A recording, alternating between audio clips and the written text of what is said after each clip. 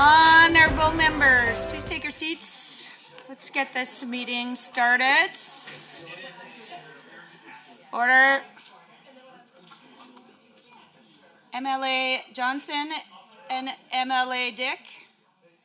Honorable members, I'd like to welcome members, staff, and guests to this meeting of the Standing Committee on Private Bills. My name is Angela Pitt. I am the MLA for Airdrie East and the chair of this committee. I'd like to ask that members and those joining the committee at this table introduce themselves for the record. We'll start to Mr. Dick to my right. Nolan Dick, MLA for Grand Prairie. Good morning, Brandon Lunty, MLA for Leduc Beaumont. Scott Sear, the MLA for Bonnyville, Cold Lake, St. Paul. Jennifer Johnson, MLA Lacombe-Panoka. Good morning, Eric Bouchard, MLA for Calgary Lougheed. Good morning, Jasbir Diol, MLA for Edmonton Meadows. Good morning, Julia Hayter, MLA for Calgary Edgemont. Good morning, Lori Sigurdson, MLA for Edmonton Riverview. Hello, Joe Cece, MLA for Calgary Buffalo. Good morning, Bonnie Govindarajan, Parliamentary Council. Good morning, Nancy Robert, Clerk of Journals and Committees. Good morning, Jody Rempel, Committee Clerk. And with one substitution, which is Mr. Lunty for Mr. Wright. So a few housekeeping items before we turn to the business at hand. The microphones are operated by Hansard. Committee proceedings are being live streamed on the internet and broadcast on the Alberta Assembly TV. Please set your cell phones and other devices to silent for the duration of the meeting. I would like to draw everyone's attention to the draft meeting agenda. Would anyone like to propose any amendments? Would anyone like to approve the agenda? Mr. Cece. Mr. Cece moves that the Standing Committee on Private Bills approve the proposed agenda as distributed for its April 15th, 2025 meeting. All those in favor, please say aye. Any opposed, please say no. So carried. We also have a set of meetings from our minutes from our last meeting. Would anyone like to propose any amendments? Would anyone like to move a motion to approve the last meeting? I saw Mr. Cece first. Mr. Cece moves that the Standing Committee on Private Bills approve the minutes as distributed of its meeting held on March 25th, 2025. All those in favor, please say aye. Any opposed, please say no. So carried. I will have Mr. Mirashima, my apologies, introduce himself for the record. Thank you, Madam Chair. I'm sorry, there was a bit confusion on where I was going to sit because I'm not on this committee. Rob Miyashiro, Lethbridge West. Welcome. Honorable members, petitions on 2 private bills are being heard today. Copies of the bills are available online, and pursuant to Standing Order 104, Parliamentary Council's report on the bills was distributed to members just last week. I'll give a quick outline to the next steps in this process that will follow today. The petitioners and, when appropriate, any other interested parties appear before the committee. All individuals giving evidence on the record must be sworn in by Parliamentary Council. petitioner, which I think has happened. Nope, not, okay, we'll do that in a minute. Petitioners have been advised that they have up to 10 minutes for their opening remarks. Following each presentation from the petitioners, committee members and parliamentary council are provided the opportunities to ask questions. Please ensure that you have asked for all the information that you need to be prepared to make a recommendation regarding each of the bills before us here today. Once hearings on both of the bills have been completed, the committee will deliberate on the bills consecutively, and then for each private bill, the committee will need to make one of the three following recommendations: proceed with the bill as is, proceed with amendments, or that the bill not proceed at all.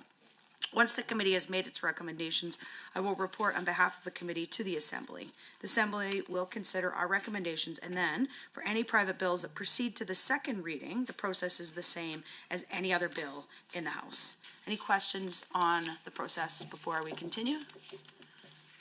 Seeing none.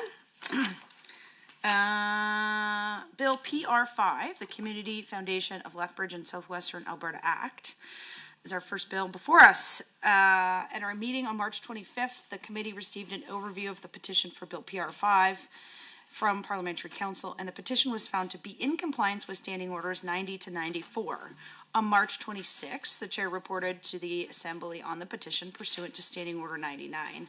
The bill was subsequently introduced in the Assembly on March 27th by the bill's sponsors, member Rob Miyashiro. Then, in accordance with Standing Order 100, the bill was automatically referred to the committee after its introduction. I'll now ask that the presenters for Bill PR5 be invited to join us, and I'll ask Parliamentary Council to now swear them in.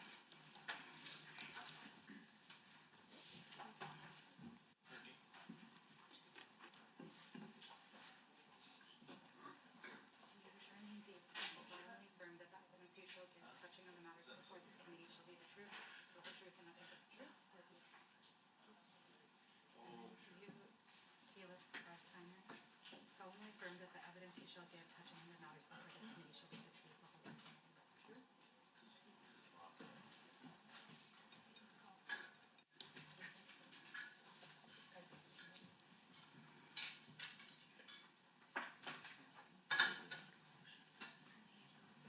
MLA Miyashiro, just for the record, you are to participate and operate like any other member of this committee. You just don't have a vote here at the end. So please be welcome. And you can't move motions. Good morning. Welcome. Thank you for joining us here today. We all just saw you get sworn in, and that can be confirmed. So a couple of notes before we begin this hearing.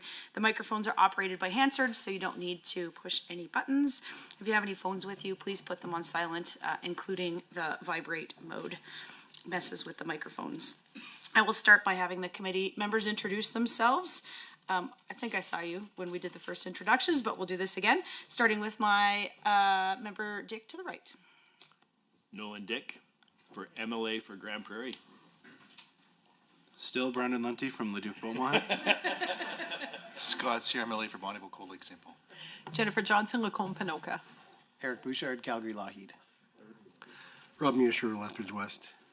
Jasbir Diol, Edmonton Meadows. Julia Hayter, Calgary Edgemont. Lori Sigurdson, Edmonton Riverview. Hi, Joe CC, Calgary Buffalo. Bonnie Governor-Argent, Parliamentary Council. Good morning, Nancy Robert, Clerk of Journals and Committees. Good morning, Jody Rempel, Committee Clerk. I think next time we should move chairs and then do introductions. Again, we'll now you take one chair away. See if anybody notices. We'll now turn the floor over to our presenters. I'll have you introduce yourselves, and then you can go straight into your presentation. Thank you, Madam Chairperson. Oki, and good morning. I'm Charlene Davidson. I am the Executive Director of the Community Foundation of Lethbridge in Southwestern Alberta. Joining me today to represent our Board of Directors is Kayla Plostiner, our Vice President. For those who don't know, our Community Foundation is located on the traditional lands of the Blackfoot people, and Oki is the customary greeting. We are a CRA registered charity. We are nonpartisan, and we adhere to CRA regulations. Thank you very much for hearing or letting us meet with you today. We are here today to request to repeal and replace our founding act. So a little bit about us. Our Community Foundation was established in 1966 through an act of the Legislative Assembly as the Lethbridge Foundation. We are known today as the Community Foundation of Lethbridge and Southwestern Alberta. We are one of over 207 community foundations across the country and 14 within the province of Alberta. A little point of pride, we are the 9th oldest community foundation in the country, which is quite remarkable when you realize that in 1966, the population of Lethbridge was just over 37,000. We've shared with you a copy of our most recent Giving Together publication, which includes an overview of our work, a map of the region we serve, which is on page 8, stories from supported projects, and a full list of our 2023 grants. As our fiscal year is calendar year, we have not yet released our 2024 publication. We serve a community that extends from the border down at the United States-Canadian border that goes all the way up to north to Nanton area. We go west to the BC border, and then we go east to the MD of Tabor, and that's where the Community Foundation of Southeastern Alberta comes in. Much has changed since our establishment. What began as a small, volunteer-run foundation in Lethbridge has grown into a regional organization serving all of southwestern Alberta. Today, we manage a $44 million endowment and grant more than $1.5 million annually to support the charitable sector in our communities. This year, we're on track to award $1.8 million to our community. Since our founding, we have awarded over $20 million in grants across southwestern Alberta. Despite this growth, our Act has not undergone any significant updates beyond changes to our name and regional scope. As part of a governance review, we examined our constating documents to ensure that they align with our current practices, meet the needs of our stakeholders, and ensure we can continue to serve our region effectively for years to come. That review identified a few parts of our Act in need of modernization. The proposed changes to our Act are as follows. To permit community foundations incorporated in the province of Alberta to serve as a custodian of all or any of our trust property. To amend the manner in which the directors of the board are appointed by replacing the committee of nominators with our existing nominations committee struck by our board of directors. And finally, to clarify the regional boundary that our community foundation serves. We extend our gratitude to MLA Miyashiro for sponsoring our bill, Vani for her guidance and her patience, and of course all of you for your time and consideration. We're happy to take your questions. Wonderful. Thank you so much for your presentation. I'll open the floor up to questions for our presenters. MLA Sigurdsson. Yeah, thank you so much. It's nice to see you here. Thank you for coming all the way up here. And I just wanted to ask you, obviously you told us about the geographical area that is covered by your foundation.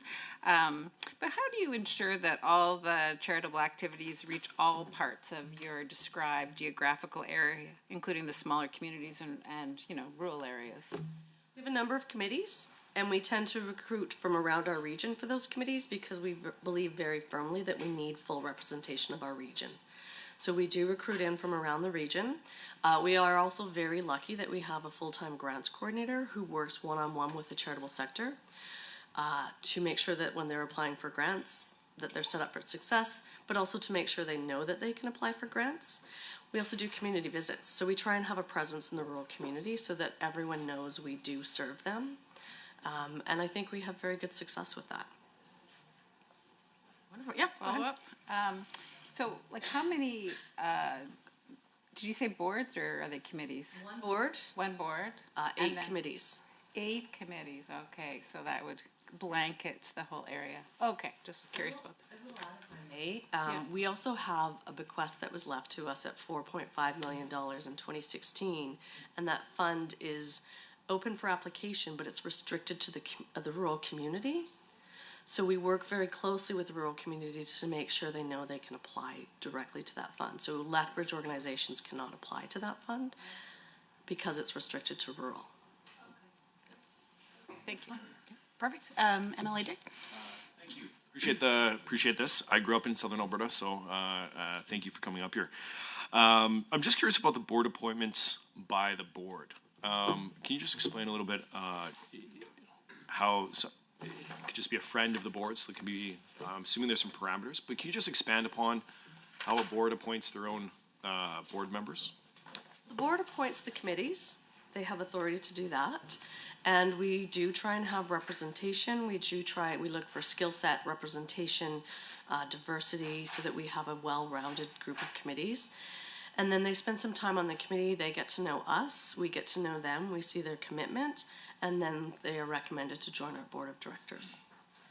Okay, and so who controls the parameters of what a director or a board member or committee member is? Is that yourself? Is it the board that controls those parameters? I guess what I'm directly looking for is just what is the accountability mechanism for the board and who's on the board? So our board is comprised of folks from around our region. So we look for a few things. We look for representation from the region. We look for skill set. Because, for example, we have an endowment fund that is invested. We want folks on our board and our committee that understand the investment world to make sure we are maximizing our income while minimizing our risk. So we look for the different things we need. Our treasurer is a CPA. Our treasurer has been a CPA since I joined. So we look for those skill sets, but we also look for diversity and representation from the region. Did that answer that? Chairman, I continue? Yeah, okay. I guess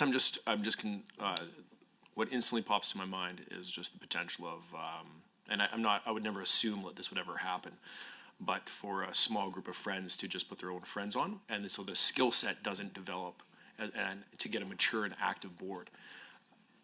So to answer that, our committee of nominators, our internal committee of nominators, is not just people from the board. So we do have checks and balances in place for that. Everyone who comes to either the committee or the board must actually apply. And then it's vetted through our nominations committee. And if it's at the committee level, it goes to the board for approval. Sounds good to me. Thank you for the explanation. I appreciate it. Mr. MLA Dole. Thank you, Madam Chair. Thank you for your, actually, all the effort you're doing in today's presentation.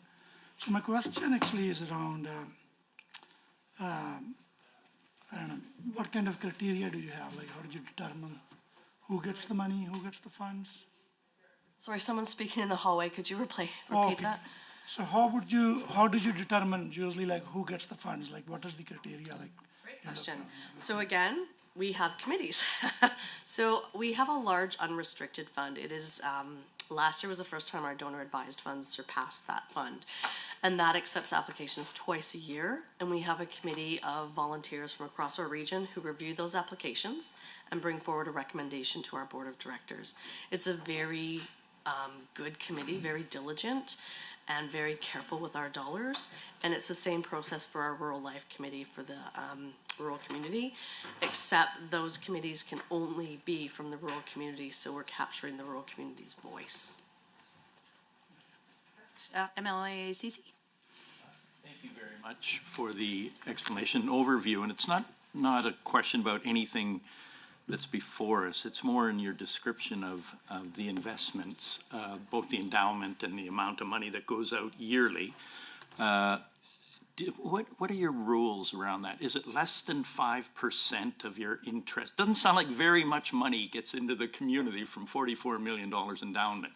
I'm just kind of wondering. We, because we're a CRA registered charity, we must adhere to CRA regulations. And CRA regulations allow us to work with what they call a minimum disbursement quota, and that is 5%. But we are also allowed to allocate a portion of our 5% to our charitable activities. So that would be that doesn't include me, but that would be my grants coordinator. So we have a very elaborate formula and spreadsheet. We have to submit T3010 to the CRA annually that talks about our grants and our gifts out. And then we can include our charitable activity into that to come to the 5%.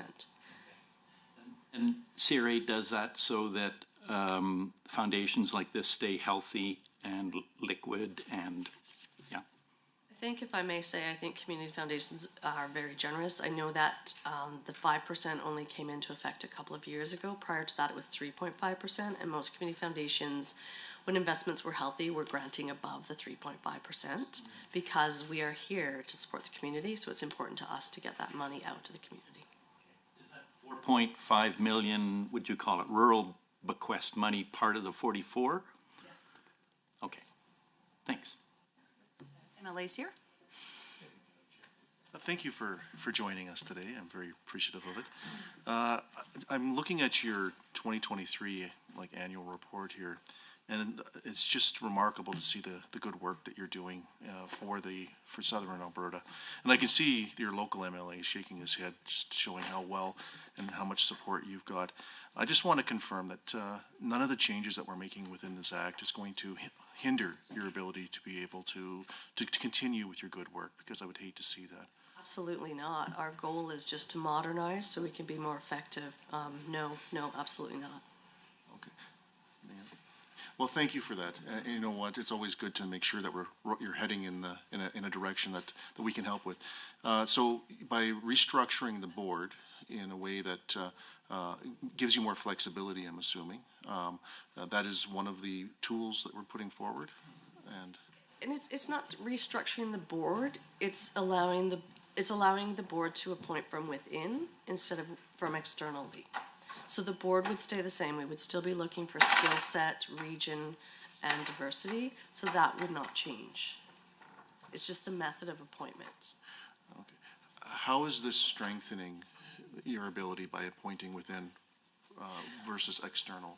And again, I have a full confidence in your board members. Please don't take that as a slight in any way. I think a couple of things. First of all, we know our needs best of all because we're the ones doing the work day in and day out. We've come into an era where, back in 1966, mayors and reeves and judges probably were well connected to the community. We're a much larger community, which means those individuals are much busier. So bringing that committee together can be a bit of a challenge at times. Do you want to jump in with anything? Any thoughts? Yeah, sure. So just a few comments just to clarify our current practice. So our current practice for board appointment is actually that our board of directors strikes the nominations committee, which is composed of both current board members as well as external community members who come up with a list of nominees, of people that have been well vetted and we believe that are well suited to serve the board. That collection of individuals then goes to the committee of nominators for the final stamp of approval. So we're actually not changing our current procedure, except for we're just taking out the final step where we get the final stamp from the committee of nominators, is the first comment.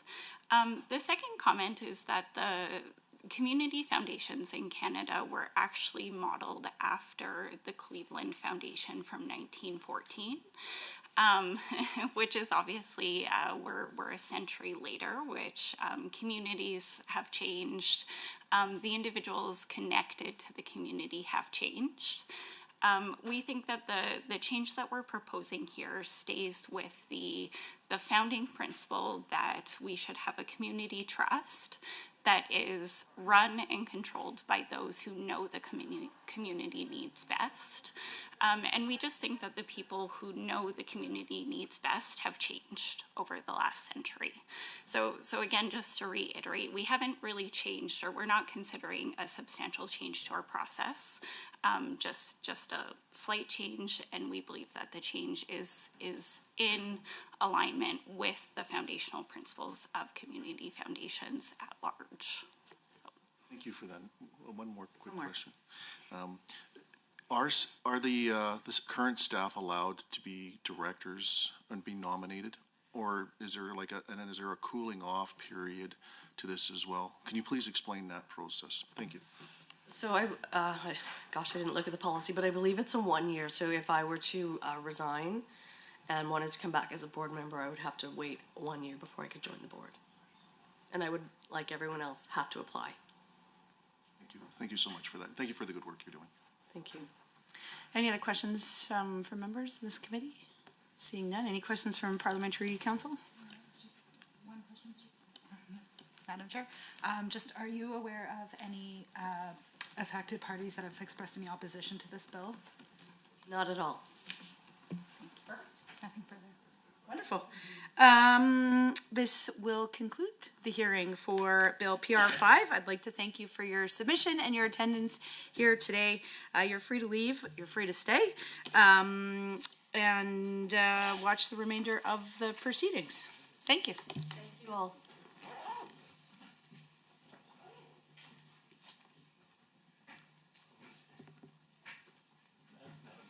Yeah. Yeah. Yeah, you can stay. Okay.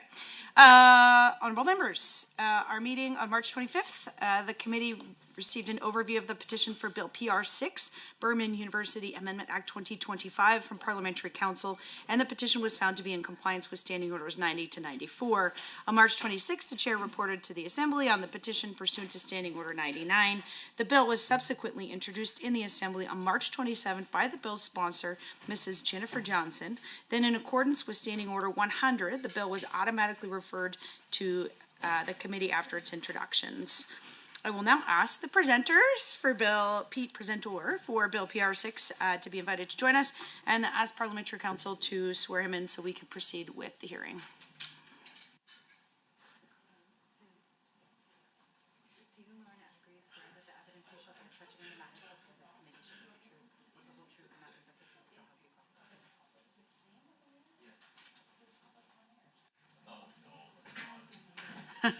Good morning.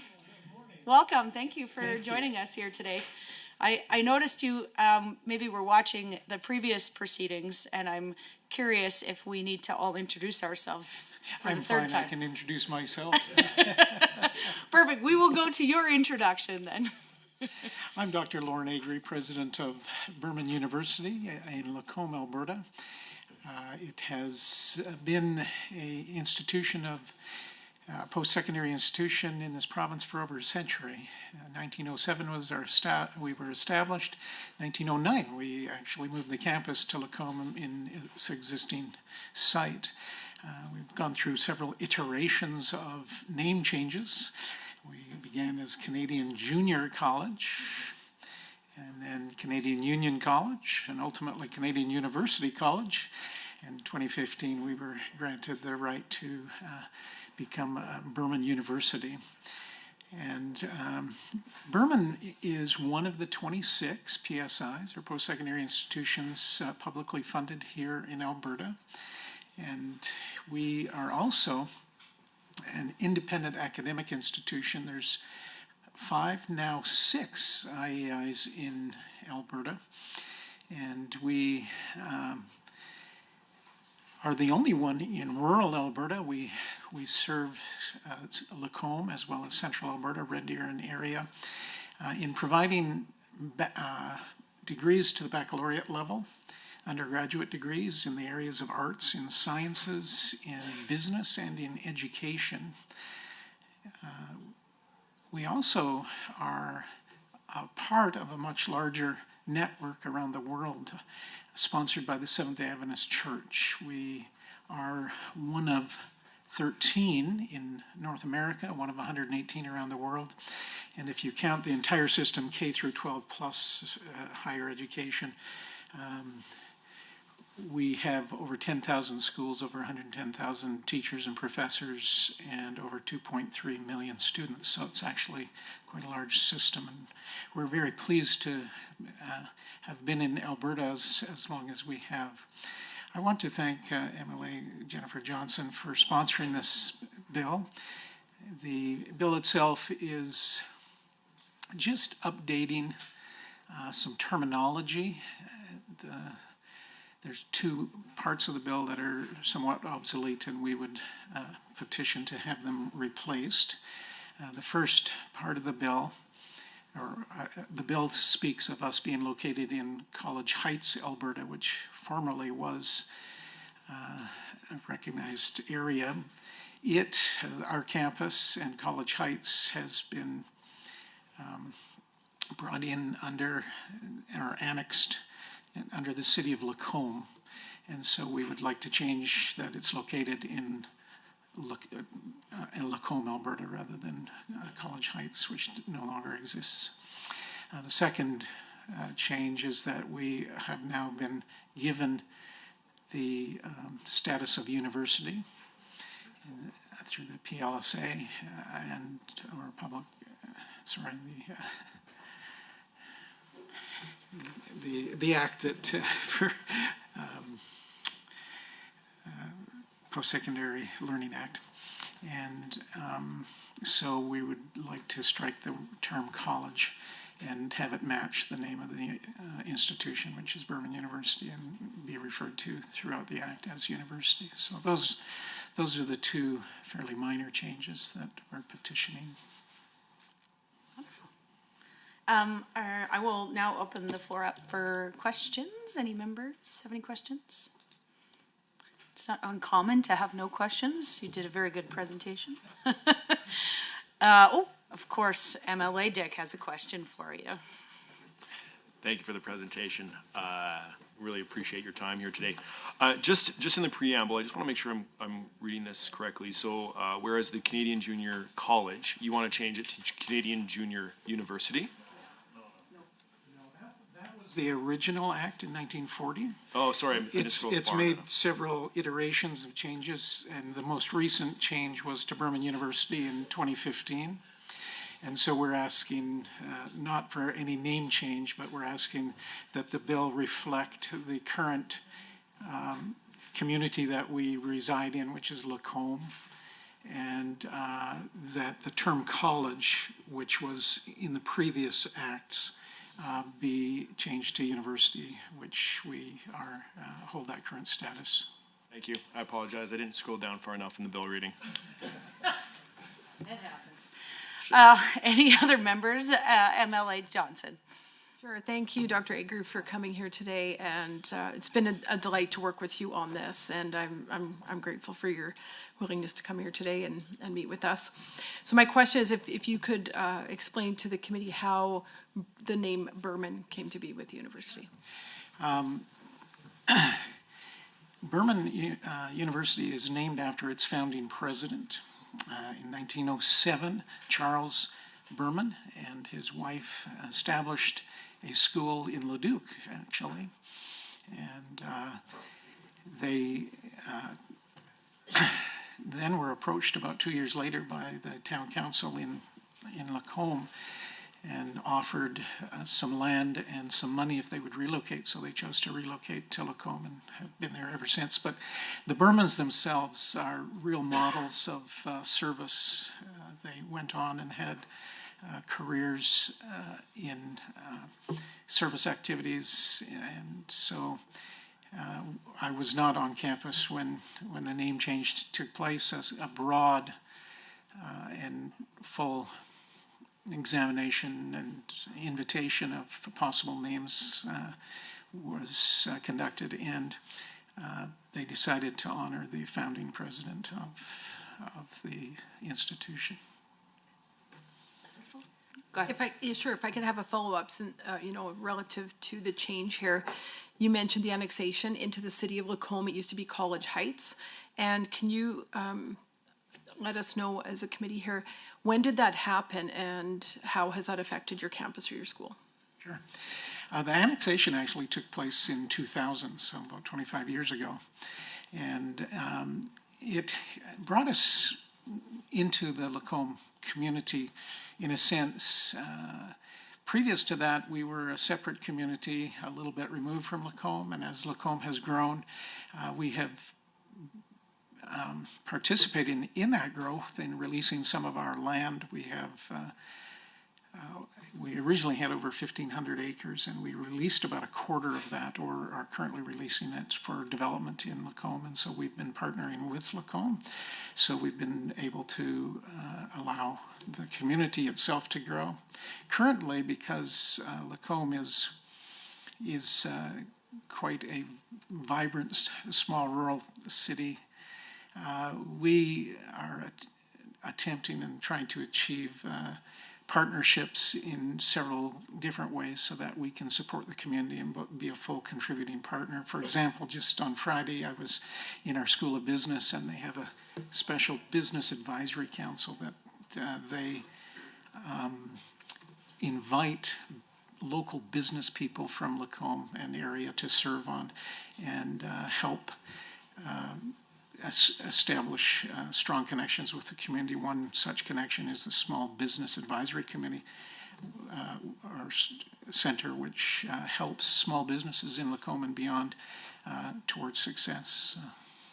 It has been a really strong partnership since, I would say, not because of the annexation, but since annexation, it's become much more robust than it had been previously.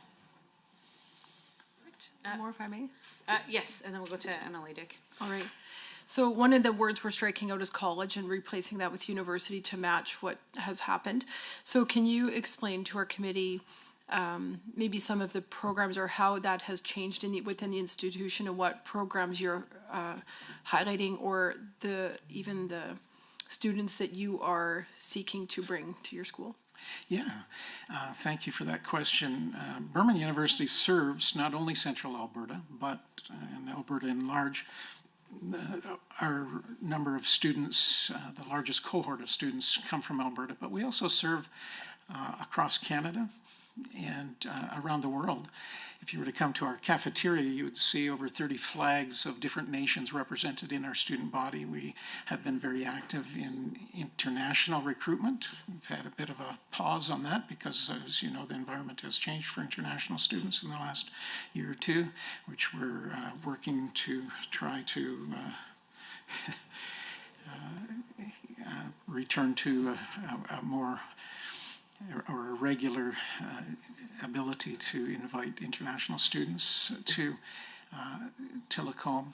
But all of our programs, I missed this in the introduction, all of our programs are approved by Campus Alberta Quality Council, which is, or the CAQC, which approves all degree programs in Alberta.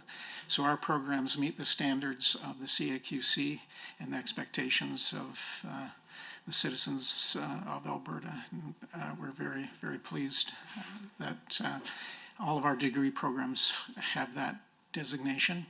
We have some certificate and diploma programs as well, and they are all approved by the Ministry of Advanced Education here in Alberta. So CAQC doesn't approve at that level. They only approve degree programs. MLA Dick, do you have a follow-up to that? I say thank you very much. I've been in the cafeteria. I've seen the over 30 flags that are hanging from the ceiling. It's beautiful. And again, I just want to say thank you for being here today. MLA Dick. Thank you, Chair. Quick question here. I'm just curious on your accreditation. Yeah, I know you just spoke to Emily Johnson about that.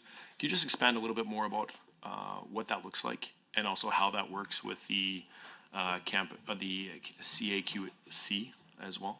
Sure. Here in Alberta, we actually don't use the term accreditation for programs. It's called degree approval. And so all of our degrees, the 4 that I mentioned earlier, actually there are 4 degrees, but within those degrees, there's over 30 different tracks that a student can choose to go through. We just added our last one in the School of Business, a track in marketing, and joining 4 other tracks. But the process is that it's a 2-step process for degree approval.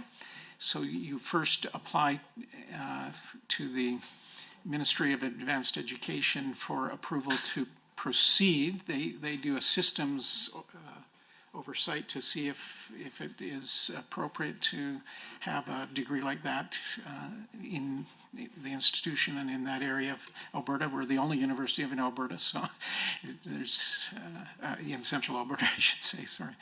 And then it goes to the program approval. And this process, then they look at a very comprehensive set of metrics and regulations that any degree that is offered in Alberta would be expected to achieve. And we have achieved that for all the degrees that we offer. Excellent. Follow-up, Chair, if I may? Sure. Okay, a final question for me. So the Adventist Accrediting Association, that is an internal accreditation that you have gone through? It's internal in the fact that it's within the church, or ecclesiastical tradition of the Seventh-day Adventists. Seventh-day Adventists have over 23 million adherents worldwide. As I described the large education system, it's a very strong emphasis for our church.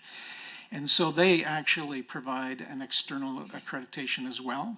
They bring in individuals from across, in our case, it would be largely across North America, although they have at least one representative from a different region of the world.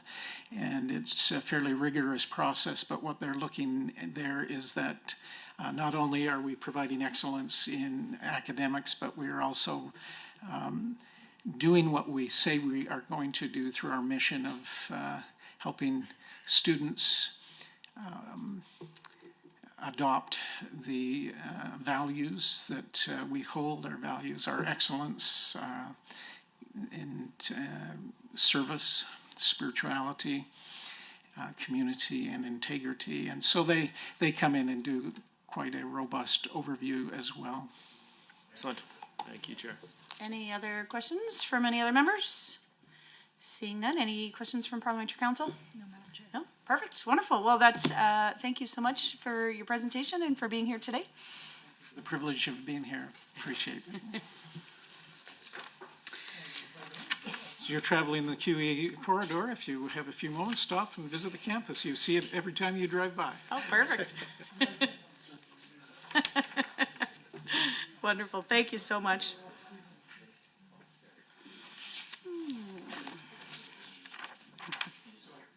You're welcome to stay and join us or watch the proceedings, or you can leave, whatever you choose.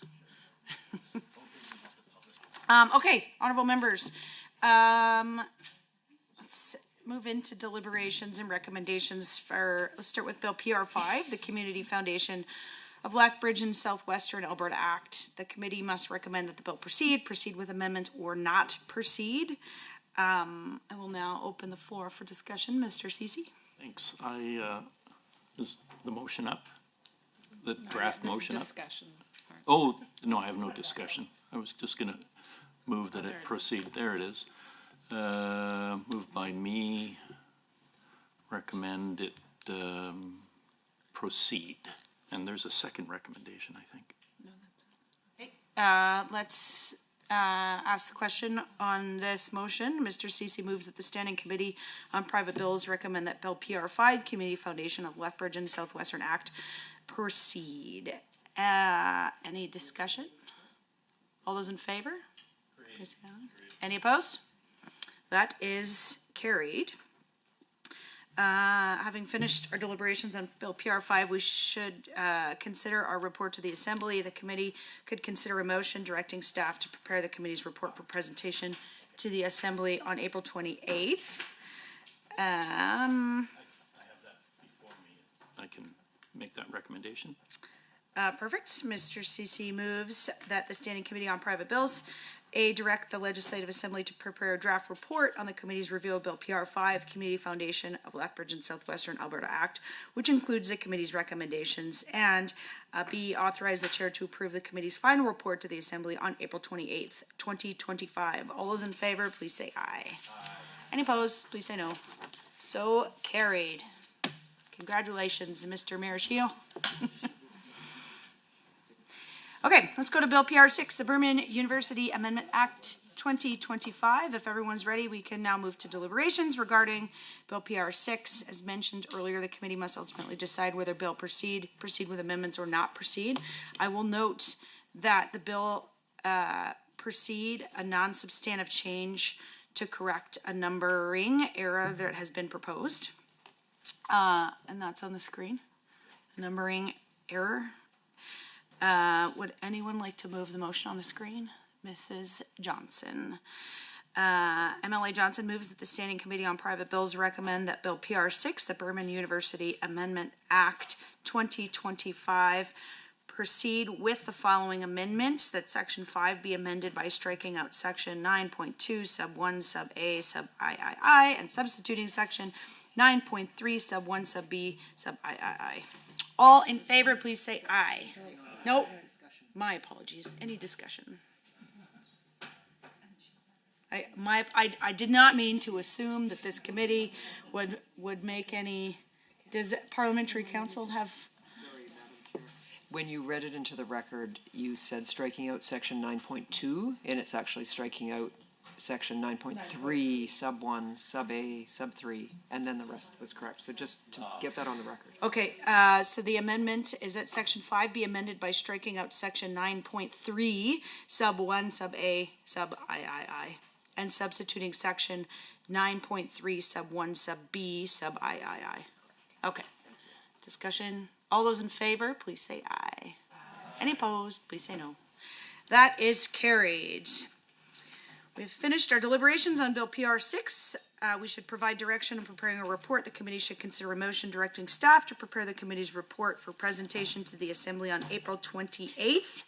Motion on the screen. Any discussion? Would anyone like to move the motion? Ms. Johnson moves that the Standing Committee on Private Bills direct the Legislative Assembly Office to prepare a draft report on the committee's review of Bill PR 6, the Berman University Amendment Act 2025, which includes the committee's recommendations, and be authorized the chair to approve the committee's final report to the Assembly on April 28th, 2025. All those in favor? Any discussion? All those in favor, please say aye. Any opposed, please say no. This is the Committee of Efficiency, not discussion. Any other, hold on, no adjourning it. Any other items for discussion? Under other business, okay. Next, meeting dates at the call of the chair, should any bills come forward.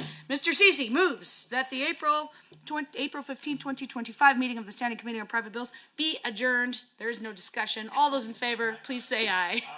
Any opposed, please say no. So carried. Committee is adjourned.